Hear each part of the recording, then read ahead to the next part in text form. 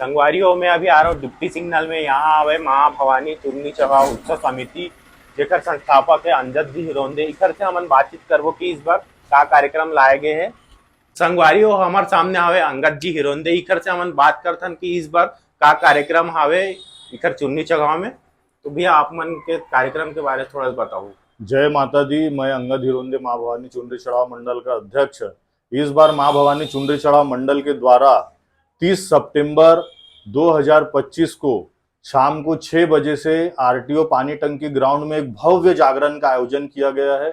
इस जागरण में छत्तीसगढ़ के सुप्रसिद्ध जस गायक दिलीप सड़ंगी जी अपनी पूरी टीम के साथ आ रहे हैं और साथ ही साथ विशेष आकर्षण के रूप में छत्तीसगढ़ की सुपरस्टार अनिकृति चौहान, दुर्गेश साहू और प्रोड्यूसर डायरेक्टर मोहित साहू जी भी आ रहे हैं।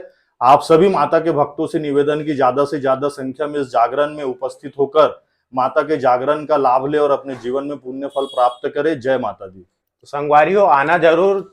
छत्तीसगढ़ से बड़े बड़े कलाकार आते तो कहाँ आना है? डिप्टी सिग्नल में पानी टंकी ग्राउंड है जेला बोलते पुराना आरटीओ ग्राउंड।